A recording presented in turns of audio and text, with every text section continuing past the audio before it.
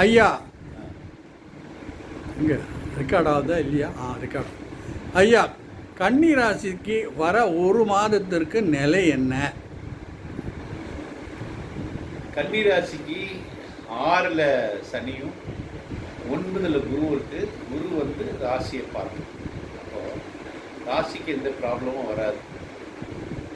6ங்கிறது ருணரோக சத்ரு ஸ்தானம் இருக்குது.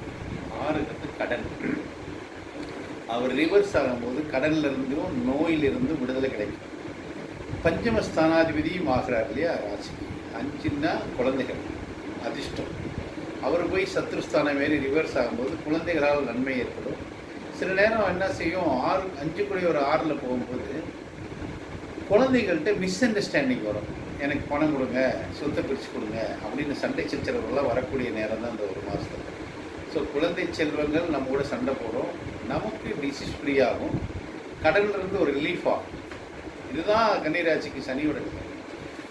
பாக்கியஸ்தானத்தில் இருக்கக்கூடிய குரு 7 கூடையவன் 9ல் இருக்கிறதுனாலையும் 4 7 கூடையவன் 9ல் இருக்கிறதுனால பாதகாதிபதி எப்போவுமே 1 5 9ல் இருக்கும்போது புலிப்பாணியோட விதிப்படி பாதகாதிபதி கோணம் மீறினால் மிகுந்த நன்மையை செய்வார்.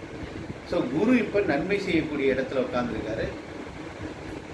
மனைவி மூலமாக நன்மை ஏற்படுத்துவார், நண்பர்கள் மூலமாக நன்மை ஏற்படுத்துவார். ஸோ இந்த ஒரு மாதத்தில் நல்லா கவனித்து பார்த்தா நண்பர்கள் மூலமாகவும் மனைவி மூலமாகவும் நன்மை ஏற்படுத்துவார். ஆனால் இன்னொரு பிரச்சனை இருக்குது. லக்னத்தில் கேதுவும் ராசியில் கேதுவும் நேர் 7ல் ராகுவும் உட்காந்துருக்காங்க. ஸோ அந்த நேரத்தில் என்ன செய்யும், நண்பர்கள் மூலமாகவும் அதே மனைவி மூலமாகவும் சில நேரத்தில் பெரிய சண்டை சச்சரவுகளை ஏற்படுத்தி விடுவார்.